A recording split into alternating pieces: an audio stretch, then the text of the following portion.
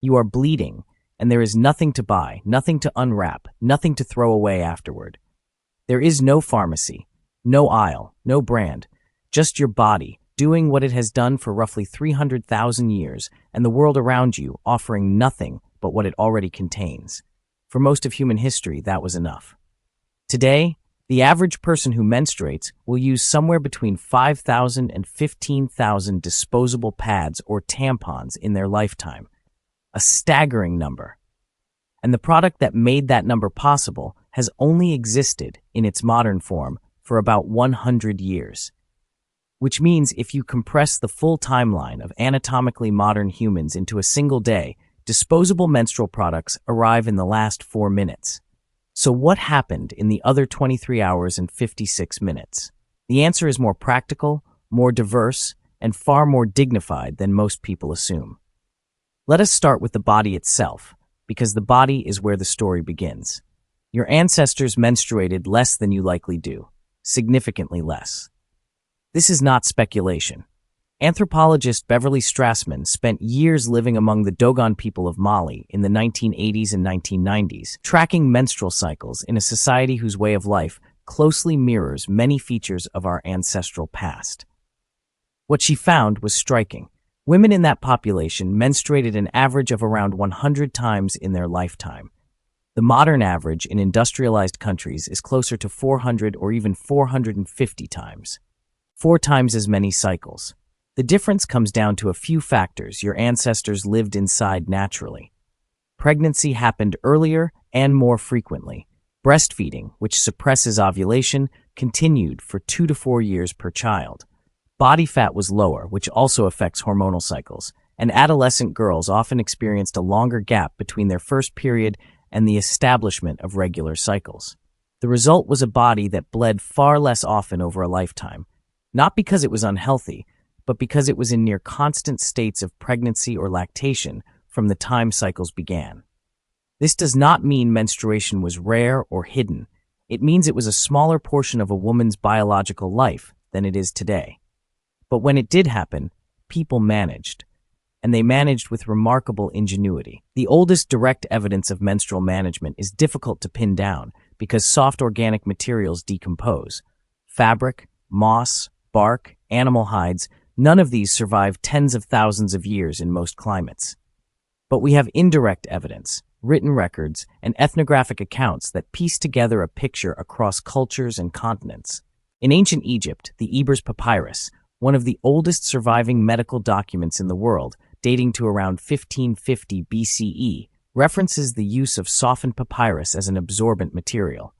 Papyrus, the same plant used to make early paper, was soaked, softened, and shaped. Practical, readily available in the Nile Delta, disposable by burning or burial.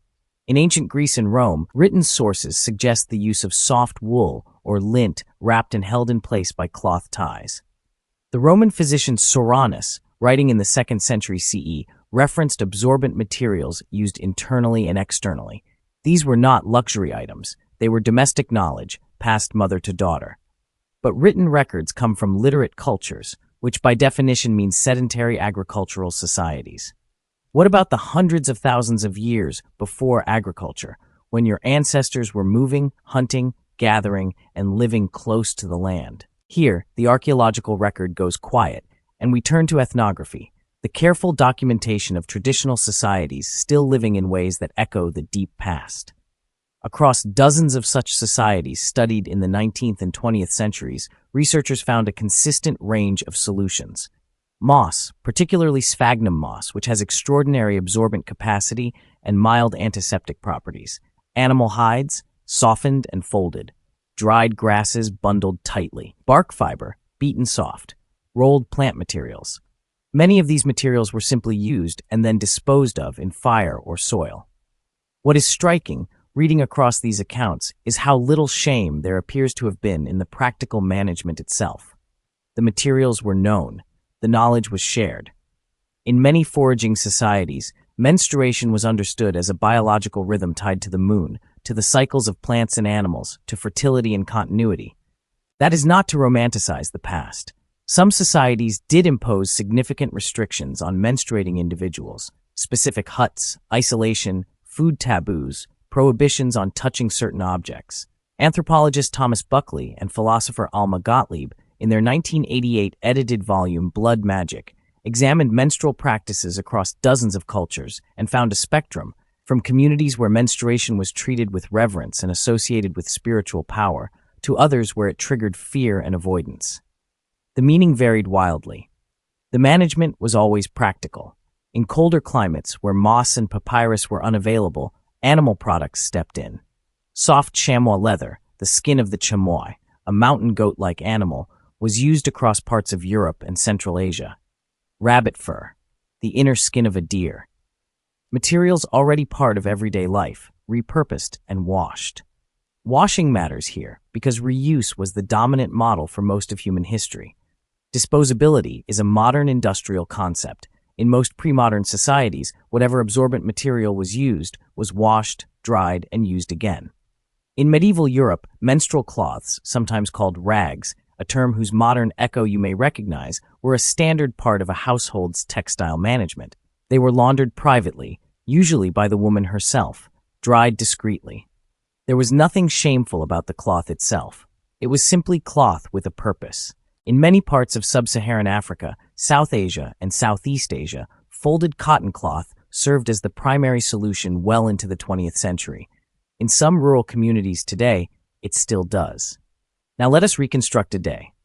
You are a woman in a band of foragers somewhere in what will one day become southern Africa, roughly 70,000 years ago.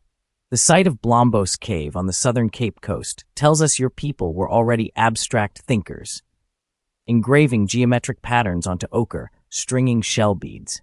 Your inner life was rich. Your material life was precise. Your cycle has arrived. You wake knowing it from the familiar pull of your lower body.